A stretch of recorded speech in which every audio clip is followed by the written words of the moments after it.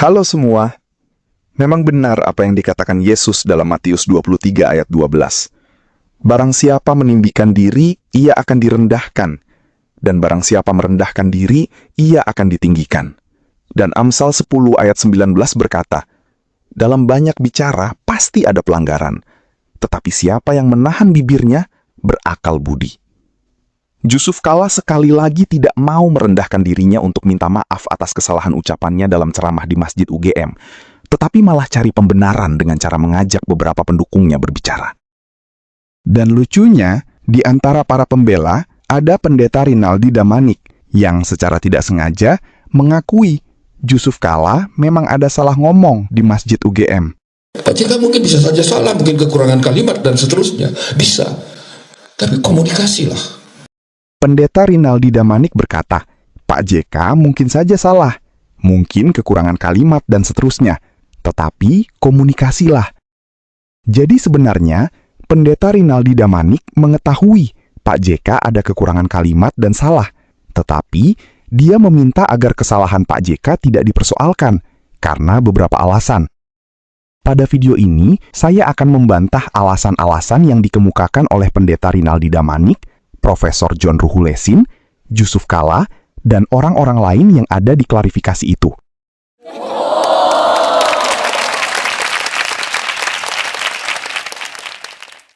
Yang pertama, cacat logika false dichotomy. Para pembicara di situ berbicara seolah-olah orang-orang yang protes perkataan Yusuf Kala tidak mengerti konflik Ambon dan Poso. Padahal, bukan kita tidak mengerti konflik Ambon dan Poso, dan yang dipermasalahkan bukan itu. Mari kita review ulang apa kata-kata Yusuf Kala yang dipermasalahkan, supaya kita benar-benar paham, mulai dari pertanyaan atau permasalahan yang dibicarakan. Kenapa agama gampang jadikan alasan konflik? Kayak di Poso, Ambon. Yusuf Kala memulai dengan permasalahan kenapa agama gampang menjadi alasan konflik. Kayak di Poso, Ambon. Saya tidak menilai ini Yusuf Kala sedang berbicara tentang Poso dan Ambon. Tetapi yang Pak Yusuf Kala lakukan sebenarnya adalah metodologi ilmiah untuk mengambil kesimpulan. Kenapa agama gampang menjadi alasan konflik? Dengan sampling, Poso, dan Ambon. Metodologi ilmiah seperti ini adalah sesuatu yang wajar dan lazim dilakukan oleh semua orang yang melakukan penelitian. Yang pertama adalah observasi, melihat fenomena masalah atau kejanggalan. Yang kedua adalah perumusan masalah, mengubah pengamatan jadi pertanyaan yang jelas. Yang ketiga adalah hipotesis, dugaan sementara, membuat jawaban awal yang masih harus diuji. Yang keempat adalah studi literatur, mencari teori, penelitian sebelumnya, data pendukung. Yang kelima adalah pengumpulan data, survei, wawancara, eksperimen, dan lain-lain. Yang keenam adalah analisis data untuk menguji apakah data mendukung hipotesis atau tidak. Yang ketujuh adalah membuat kesimpulan apakah hipotesis atau dugaan sementara itu benar atau tidak. Yang kedelapan adalah verifikasi dan replikasi. Kesimpulan penelitian harus bisa diuji ulang oleh orang lain dan konsisten jika diulang. Pernyataan Pak Yusuf Kala yang dipermasalahkan karena kedua-duanya, Islam dan Kristen berpendapat mati atau mematikan itu syahid. Semua pihak, Kristen juga berpikir begitu. Kalau bunuh orang Islam, saya syahid. Kalau mati pun, saya syahid. Sudah bukan lagi berbicara tentang Poso dan Ambon. Tetapi itu adalah kesimpulan Yusuf Kala atas permasalahan kenapa agama gampang menjadi alasan konflik. Kesimpulan Yusuf Kala, kenapa agama gampang menjadi alasan konflik, adalah karena Islam dan Kristen berpendapat mati atau mematikan itu syahid dengan contoh sampling Poso dan Ambon. Dengan kesimpulan yang Pak Yusuf Kala sampaikan, apabila suatu saat nanti, entah di mana, ada lagi kerusuhan antara Islam dan Kristen, penyebabnya apa menurut Pak Yusuf Kala? Berdasarkan ceramah Pak Yusuf Kala, penyebabnya karena Islam dan Kristen berpendapat mati atau mematikan itu syahid. Kristen berpikir bunuh orang Islam itu syahid, masuk surga. Pukul rata. Karena di Poso dan Ambon seperti itu. Itu masalahnya. Yang dipermasalahkan bukanlah apakah benar atau tidak terjadi seperti itu di Poso dan Ambon. Tetapi, apakah hanya dengan contoh di Poso dan Ambon dapat dijadikan bukti bahwa Kristen secara keseluruhan berpendapat mati atau mematikan itu syahid? Saya gunakan contoh lain, supaya teman-teman paham di mana permasalahannya. Budi pergi makan di 2 warung nasi, dan mendapati rasanya tidak enak. Kemudian Budi mempertanyakan, kenapa makan di warung nasi tidak enak? Lalu dia mengingat-ingat bahwa kedua warung itu menggunakan ayam afkiran. Dia tanya kedua warung itu, apakah betul menggunakan ayam afkiran? Dan kedua warung itu menjawab iya. Karena kedua warung itu menjawab iya, Budi mengambil kesimpulan, kenapa makan di warung tidak enak? Karena mereka menggunakan ayam afkiran. Padahal tidak semua warung menggunakan ayam afkiran. Jadi, yang dipermasalahkan bukanlah apakah ada orang Kristen yang berpendapat mematikan itu syahid di Poso dan Ambon. Tetapi yang dipermasalahkan adalah JK menggeneralisasi apa yang terjadi di Poso dan Ambon. Cacat logika overgeneralisasi Yusuf Kala ini bukan hanya dilakukan sekali, tetapi berkali-kali. Contoh lain, di ceramah yang sama, Yusuf Kala berkata, tidak ada tangis yang menyesal di Ambon kalau anaknya mati. Dia bilang, anak saya sudah masuk surga. Ia membunuh merasa syahid. Hebat. Dibunuh pun orang tuanya tidak menyesal. Tidak ada tangis yang menyesal di Ambon itu kalau anaknya mati. Dia bilang, anak saya sudah masuk surga. Mungkin memang ada orang yang tidak menangis di Ambon ketika anaknya mati, karena berpikir anaknya masuk surga. Tetapi apakah benar tidak ada tangis menyesal sama sekali di Ambon kalau anaknya mati karena berpikir anaknya masuk surga? Tidak benar, itu overgeneralisasi. Membawa bukti 1 atau 2 orang Ambon yang tidak menangis ketika anaknya mati karena berpikir anaknya masuk surga, tidak membuat tidak ada tangis yang menyesal sama sekali menjadi benar. Sebaliknya, misalnya ada 1 miliar orang Ambon, ada 1 atau 2 orang yang menangis menyesal anaknya mati. Itu sudah cukup untuk membantah pernyataan tidak ada tangis yang menyesal sama sekali. Mungkin ada teman-teman yang berkata, tapi terakhirnya Pak JK kan berkata, tidak ada ajaran di Islam dan Kristen bahwa membunuh orang itu masuk surga. Tapi satu, saya berpidato di seluruh ribuan orang. Dengan hanya satu kata, bahwa sekalian Anda merasa masuk surga, tidak benar itu. Anda semua di sini yang membunuh orang masuk neraka. Terkejut ya. Karena tunjukkan sama saya agama Islam dan Kristen yang mengatakan membunuh orang tidak bersalah masuk neraka, Anda masuk surga. Tunjukkan mana? Di Islam tidak ada, di Kristen tidak ada. Jadi Anda semua masuk neraka.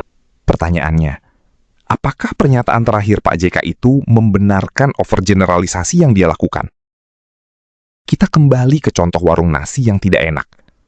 Budi mengambil kesimpulan, tidak ada warung nasi yang enak karena mereka menggunakan ayam afkiran. Lalu Budi berkata, mereka semua tidak benar. Seharusnya warung tidak menggunakan ayam afkiran.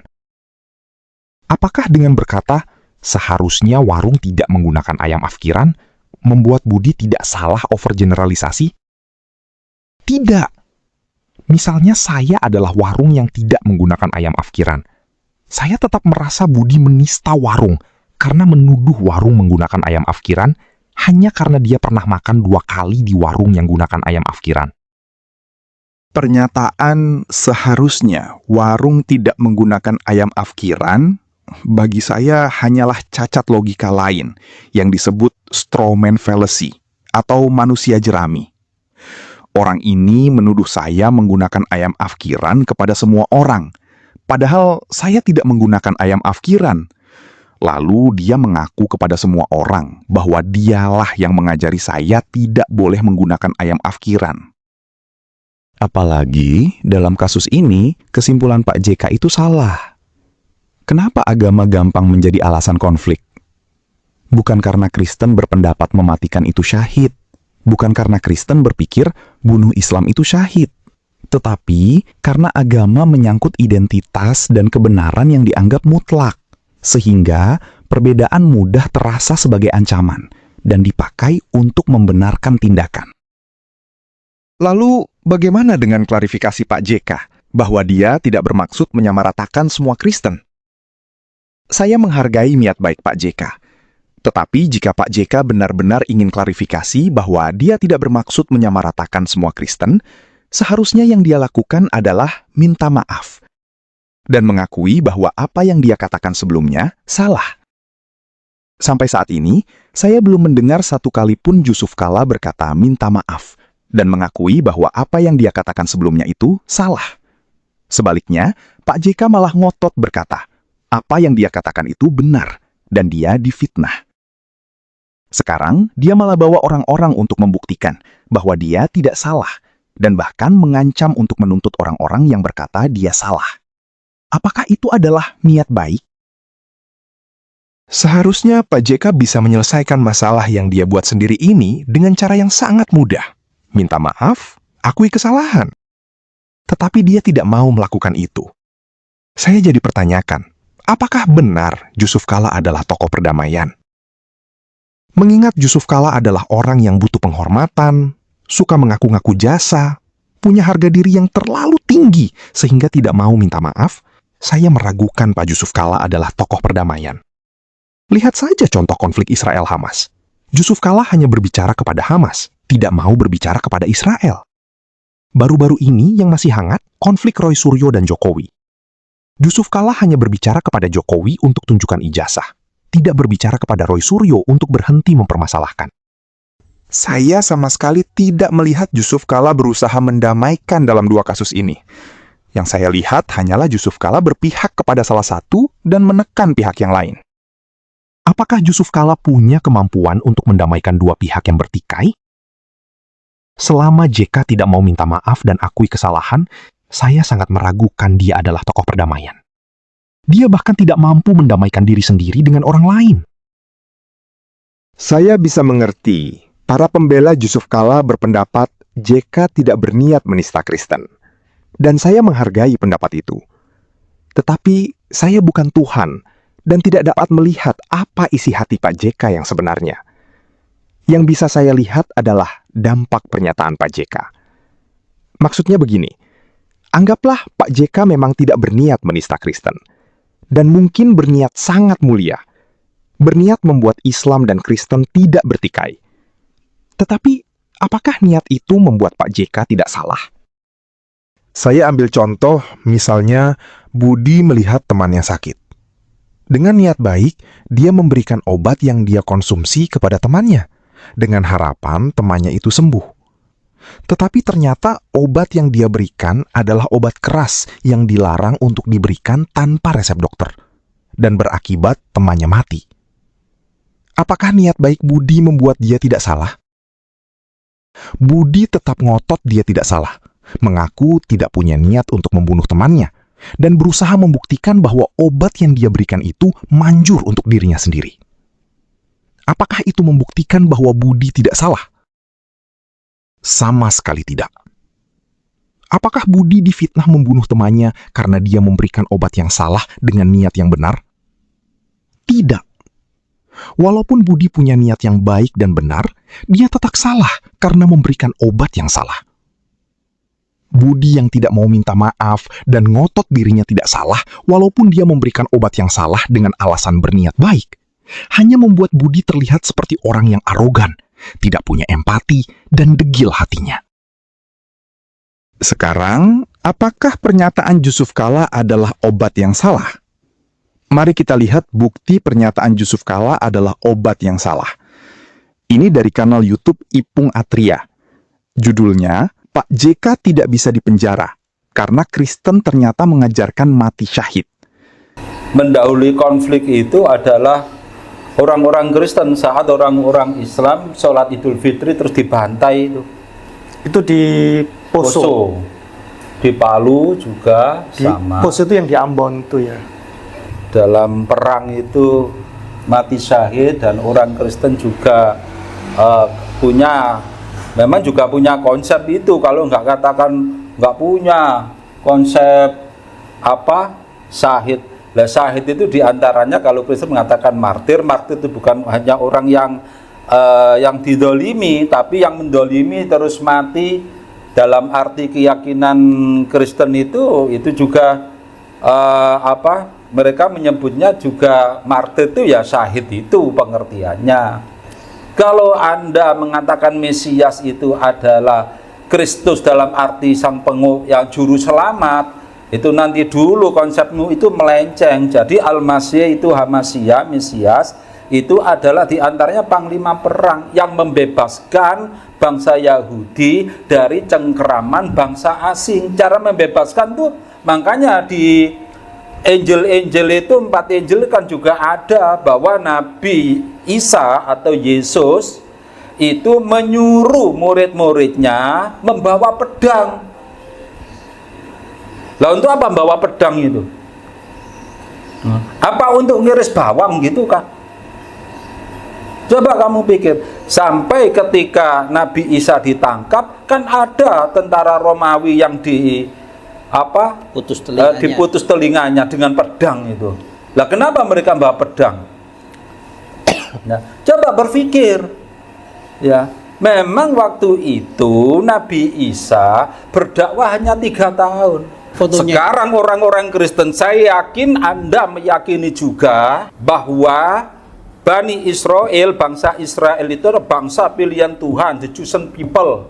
Sehingga bangsa ini ya, melakukan genosida atau genocide terhadap orang-orang Palestina. Anda menyetujui dan memberkahi. Jadi orang-orang ini melakukan cacat logika seperti yang Pak JK lakukan, dan bahkan menegaskannya bahwa memang ada ajaran syahid bunuh orang di Kristen, dengan menafsirkan Alkitab seenak jidat mereka sendiri. Ini adalah hasil ceramah Pak JK di Masjid UGM. Kedua-duanya, Islam dan Kristen, berpendapat mati atau menewaskan orang, mati atau mematikan, itu syahid. Semua pihak, Kristen juga berpikir begitu. Kalau saya bunuh orang Islam, saya syahid. Kalau saya mati pun, saya syahid. Apakah hasil ceramah Pak JK membuat muslim-muslim ini berpikir tidak ada ajaran bunuh orang masuk surga, seperti yang katanya niat baik Pak JK? Atau malah membuat muslim-muslim ini berpikir Kristen mengajarkan bunuh orang itu syahid, masuk surga? Berapa banyak muslim seperti kanal Ipung Atria ini? Kalau Pak JK memang punya niat baik, mendamaikan Islam Kristen, yang seharusnya Pak JK lakukan bukanlah ngotot bahwa Pak JK tidak salah, tetapi minta maaf, mengakui kesalahan, dan menjelaskan apa yang benar kepada orang-orang, seperti di kanal Ipung Atria ini. Dan karena Pak JK tidak mau minta maaf, mengakui kesalahan, dan membereskan masalah ini, jangan salahkan orang Kristen yang melaporkan Pak JK ke polisi. Ingat, dalam kasus ini, bukan Pak JK yang difitnah menista Kristen, tetapi Pak JK yang memfitnah Kristen punya pikiran bunuh orang Islam itu syahid. Kami yang Kristen punya hak untuk membantah apa yang Pak JK katakan. Sekian video kali ini, sampai jumpa di video yang akan datang. Tuhan Yesus memberkati. Mana video? Kemudian ada Manik dan Pak ya. Lanjut. Oh, ya. Ada Manik juga, Pak Sugianto. Terima kasih Bapak-Bapak dan media yang saya hormati dan saya kasihi. Saya diberi kesempatan oleh Pak JK dan teman-teman yang menghadiri pertemuan ini untuk memberikan penjelasan singkat mengenai apa yang Pertama, apa yang dikemukakan oleh Pak JK di dalam ceramahnya adalah menyangkut Maluku dan Poso. Tidak ada yang menyangkut yang lain. Beliau menjelaskan fakta sosiologis yang terjadi di Maluku ketika beliau menjadi orang yang dipercaya oleh negara menyelesaikan konflik Maluku. Beberapa kali beliau datang di Ambon dan turun bertemu dengan masyarakat, melihat langsung dan mengalami sendiri proses-proses konflik yang terjadi. Bapak JK tidak pernah mempercakapkan tentang sebuah doktrin agama. Kalau pada waktu itu doktrin agama itu diberlakukan, saya yakin tidak akan terjadi konflik di Maluku. Saya yakin tidak akan pernah terjadi. Tetapi justru ketika itu agama dipakai sebagai alat legitimasi kekerasan dan pembunuhan yang terjadi. Dan itu yang membuat mengapa orang saling membunuh. Saya kira itu fakta, tidak bisa kita ingkari. Saya pun ikut berdoa, orang pergi membunuh, saya ikut berdoa. Saya kira itu fakta, tidak bisa kita bohongi itu. Proses-proses kesadaran diri kita mulai muncul ketika konflik itu mulai mereda, dan kita merasa bahwa doktrin-doktrin agama yang kita lakukan justru bertentangan sama sekali dengan apa yang benar dari agama itu. Dan oleh karena itu saya mau menegaskan apa yang dikemukakan oleh Pak JK tidak sama sekali bermaksud menista agama Kristen dalam hal ini. Saya kira itu kesaksian saya, dan Pak JK sama sekali tidak bermaksud untuk membicarakan dogma agama atau doktrin agama. Beliau hanya merekam dan melihat fakta yang terjadi di tengah-tengah masyarakat, bahwa orang saling membunuh karena legitimasi agama yang dia pakai. Saya kira itu yang mau saya kemukakan. Saya kira itu yang mau saya sampaikan, Bapak. Sekian dan terima kasih. Oleh karena itu kita berharap pertemuan ini untuk memberi kepada kita semua, kepada bangsa ini, keyakinan yang sungguh bahwa kedamaian, persaudaraan, keutuhan bangsa ini harus kita jaga. Dan kita menghormati saling toleransi di antara semua agama demi kebahagiaan bersama Republik ini. Sekian dan terima kasih. Wassalamualaikum warahmatullahi wabarakatuh. Waalaikumsalam. Pendeta John Ruliasa, ini ketua sinode waktu itu ya? Ya, waktu itu. Jadi beliau bertanggung jawab atau memimpin seperti itu. Baik, berikutnya ini Pendeta Damani. Ini komandannya di Poso.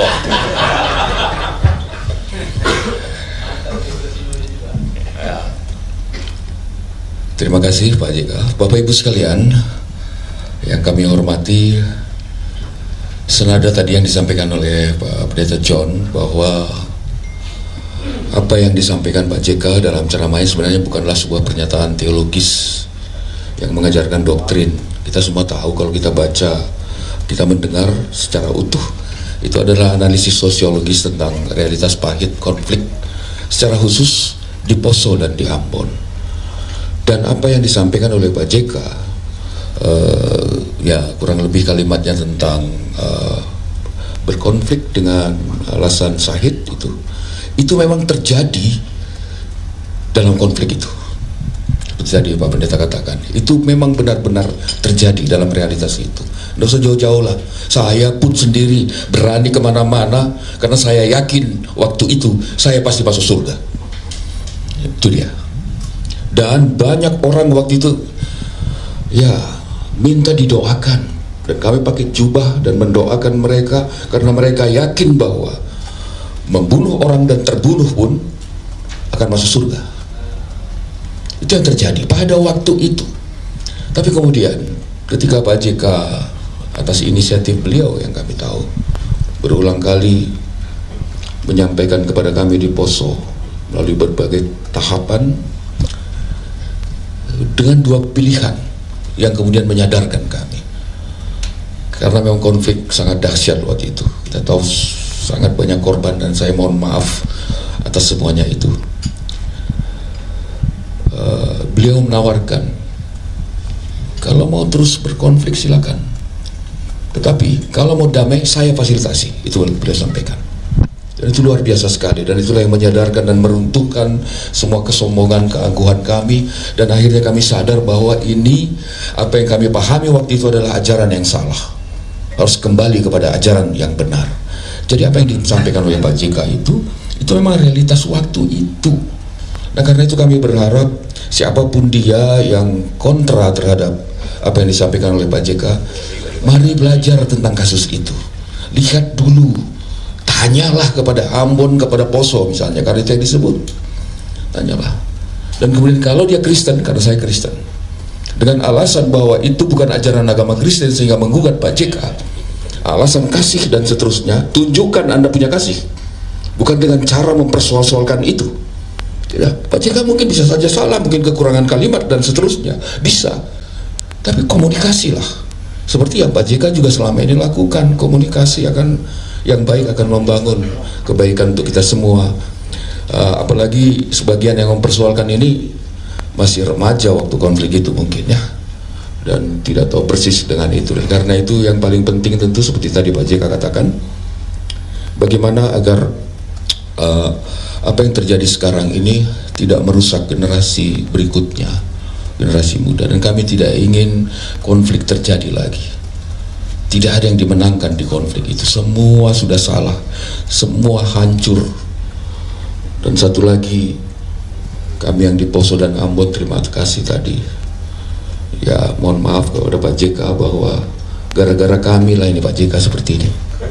Ya Pak, gara-gara kami di sana Pak, sampai Bapak begini, difitnah orang, dibola-bola orang seperti itu, karena kami yang berkonflik itu. Jadi mohon maaf sebesar-besarnya Pak. Jadi kami minta siapapun dia, mari kita dialog lah bersama-sama. Melalui cara itu kita bisa menunjukkan bahwa Indonesia ini benar-benar negeri yang damai tentunya. Terima kasih banyak atas kesempatan yang luar biasa ini. Dan sekali lagi kami juga mohon maaf Pak JK jika selama ini sudah 25 tahun ya Pak ya deklarasi itu, kami belum pernah menyampaikan penghargaan kepada Pak JK ini, belum pernah. Itu kesalahan kami tentunya Pak. Mohon maaf Pak, walaupun Bapak tidak menginginkan itu, kami tahu itu Pak. Jadi sekali lagi Pak, mohon maaf Pak, karena kamilah Bapak seperti ini dibuat oleh orang-orang itu. Terima kasih Pak. Ya, terima kasih Pak Pendeta Damanik, pemimpin pasukan dulu di Poso. Di muka saya pun dia tetap marah-marah gitu kan. Sekarang Pak Sugianto, Pak Sugianto pemimpin Muslim di Poso. Ya, baik, Assalamualaikum warahmatullahi wabarakatuh. Saya langsung saja bahwa sesungguhnya urusan kerusuhan Poso clear, tidak ada yang perlu dibicarakan, karena apa yang disampaikan oleh Pak JK itu adalah fakta lapangan. Di sana teriak darah Yesus, di sebelah berteriak Allahu Akbar. Semuanya karena ambisi, semuanya karena dendam, kemarahan yang kemudian dipoles dengan agama. Maka apa yang disampaikan itu fakta, tidak ada yang salah. Tapi ketika itu, dan kemudian kami juga di Poso, kalau ada hal-hal yang seperti ini kami langsung melakukan pertemuan. Dan baru-baru ini kami membentuk suatu lembaga yang namanya Solidaritas Antar Umat Beragama Kabupaten Poso, yang menuangkan beberapa poin kesepakatan. Di antaranya adalah satu, bahwa kami masyarakat dan tokoh antar umat beragama Kabupaten Poso sangat tidak sependapat dan menolak jika ceramah atau kuliah umum Bapak MH Yusuf Kalla dipolitisir. Yang kedua, bahwa kami menolak secara utuh langkah-langkah yang diambil oleh oknum maupun lembaga yang melaporkan Bapak HM Yusuf Kalla dengan tuduhan penistaan agama, karena dimungkinkan para pelapor tidak mengetahui secara utuh konflik yang terjadi saat itu di Poso. Tiga, bahwa sebagai wujud kebersamaan antar umat beragama bersepakat bahwa konflik Poso telah selesai dan kami terus merawat perdamaian demi masa depan Poso yang lebih baik. Keempat, kepada para tokoh agama dan seluruh masyarakat Kabupaten Poso hendaknya bersama-sama menjaga Poso tetap kondusif dan aman. Ditandatangani oleh saya sendiri, Syed Sugianto Kaimuddin, kemudian Pendeta Ratna Lagonda SH, Ustadz Yusrin Itiawan Sarjana Hukum, Ustadz Fadli Rone Sarjana Hukum, Ustadz Amin Adnan Sarjana Islam. Bapak Ibu sekalian, bahwa kami bersepakat bersama-sama kaum muslimin dan muslimat bahwa apa yang disampaikan oleh Bapak Yusuf Kalla itu adalah sesuatu realita yang terjadi pada tahun-tahun di mana kerusuhan Poso, sejak tahun 98, 99 dan tahun 2000, di mana kerusuhan itu sangat-sangat kerasnya di tahun 2000. Semua orang membatasi waktunya, semua orang membatasi tempatnya. Kami dari Poso yang muslim tidak bisa menginjak tentena dengan ketakutan yang luar biasa. Demikian juga kaum Nasrani mau ke Poso itu ragu-ragu, takut luar biasa. Karena kalau ketemu di jalan pasti terjadi sesuatu yang tidak diinginkan. Begitu banyak persoalan-persoalan itu, tapi luar biasa Bapak Ibu sekalian. Apa yang dilakukan oleh Pak Yusuf Kalla melalui deklarasi Malino itu terasa sampai saat ini. Sehingga kekacauan, kerusuhan, konflik yang terjadi di tahun-tahun itu bisa terselesaikan tahap demi tahap. Dan sampai saat ini kami rasakan. Kalau beliau menyampaikan di UGM itu ceramah, pidato, yang disampaikan itu adalah kejadian fakta di sana yang terjadi, bukan saat ini tapi yang terjadi tahun-tahun kerusuhan itu, di mana terjadi kerusuhan di Poso juga di Ambon. Tapi kita lebih khusus bicara karena saya dari Poso, maka saya bicara tentang Poso, bahwa kalau kami mau diberangkatkan untuk berperang itu, ada ustadz kita yang menjemput dan mengadzankan kita dari belakang. Dia keliling 3 kali dan adzan. Dia ajankan, dia restui kita berangkat. Insya Allah kalian mati dalam keadaan syahid. Ini adalah sesungguhnya dilakukan. Sebagaimana mereka ini kalau mau ditokohkan, maka mereka harus memberikan yang terbaik di bangsa ini. Mereka tidak tahu tentang Poso. Apa kepentingannya Abu Janda membanding-bandingkan antara kasih di Alkitab dan di Al-Quran, katanya semua untuk perang. Justru mereka ini yang membuat gaduh sebenarnya. Mereka yang mesti dilapor ini, mereka yang harus diproses, mereka yang membuat situasi ini, menambah kondisi ini menjadi kacau balau. Kalau kita di Poso tidak ada apa-apa. Di Poso tenang, damai kita di sana. Tidak bergeser apapun. Kita mendengar informasi, kita cepat sekarang melakukan apapun, pertemuan-pertemuan. Kita berhubungan satu dengan yang lain untuk demi kemaslahatan dan keselamatan kita bersama. Inti dari semua apa yang saya sampaikan adalah kami warga masyarakat Poso sangat mendukung, sangat mencintai daripada Bapak Yusuf Kalla karena membuat suatu sejarah yang luar biasa yang dikenang dengan deklarasi Malino I. Dan kita terus merawat Poso, menjaga Poso aman dan tentram, dan semoga kita semua diberkahi oleh Allah Subhanahu wa taala. Terima kasih. Assalamualaikum warahmatullahi wabarakatuh.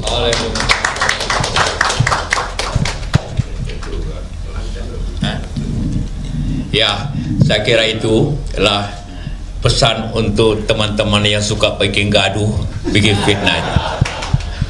Ade Armando CS, dengar ini, bapak-bapak ini yang pernah dulu mengalami keadaan pada waktu itu. Tambahan dari Ambon sudah cukup baik. Terima kasih bapak-bapak, cukup. Terima kasih teman-teman untuk dengarkan kepada semua pihak dan didengarkan masyarakat ini bagaimana sulitnya kita hadapi situasi pada waktu itu. Terima kasih. Assalamualaikum warahmatullahi wabarakatuh. Salam sejahtera, salam untuk kita semuanya. Terima kasih. Lebih hebat lagi daripada keadaan, lebih susah lagi. Jadi apa yang saya sampaikan ialah keadaan pada waktu itu. Dan semua tadi menangis bahwa kalau saya tidak selesaikan, bayangkan mereka. Nah itu pembicaraan tadi. Dan semua sepakat bahwa ini harus dilawan semua yang ngomong macam-macam tuh. Harapannya dengan ada pertemuan tadi ini bisa membuat mereka para pelapor menarik dan mencabut laporan? Saya tidak ada urusan menarik atau tidak, pokoknya dia harus paham bahwa apa yang dilaporkan itu semua tidak benar. Apa yang pelakunya sendiri, ketua sinode, Pak Imam, Ustadz yang ada waktu itu yang menyatakan bahwa begini keadaan benar. Nah, jangan ada Armando ngomong senaknya saja. Dibilang lagi bahwa diperintahkan. Siapa yang bilang perintahkan? Perintahkan mati. Nah, ada itu. Makin gila dia ngomongnya. Kalau di Pak JK sendiri, bagaimana langkah berikutnya setelah konversi pers hari ini?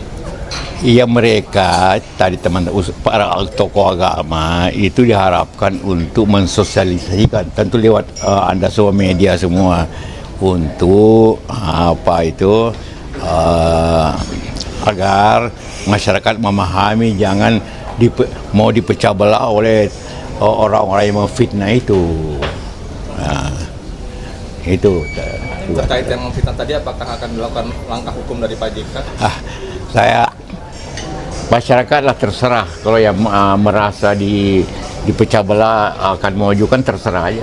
Kan sudah ada teman-teman dari Maluku, NTT, dari Sulawesi, karena dia merasa dengan itu mereka dipecah belah.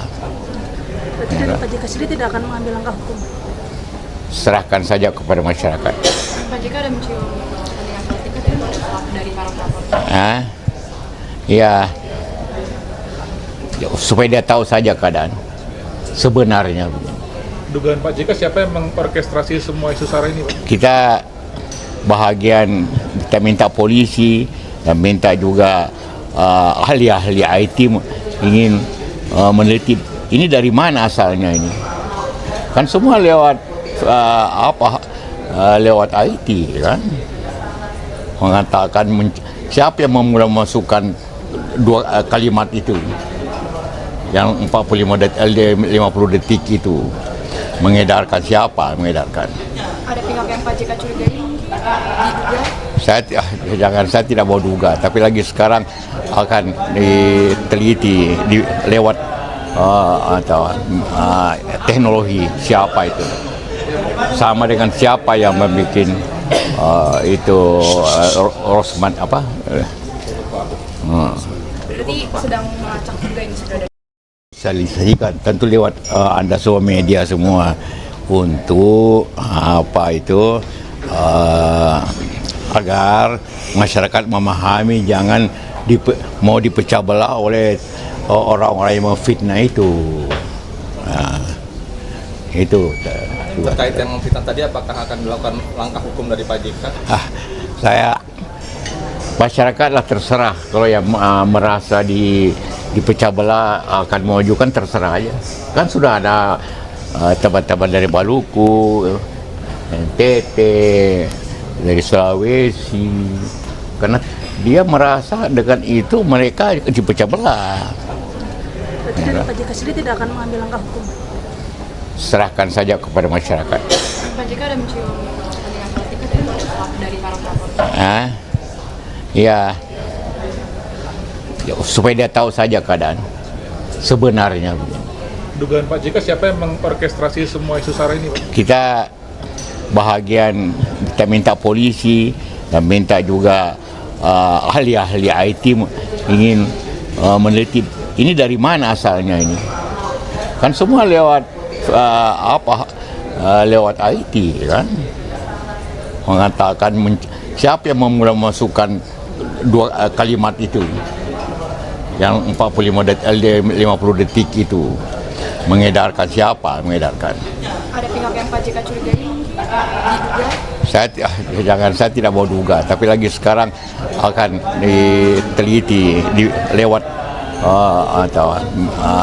teknologi siapa itu, sama dengan siapa yang membuat itu Rosman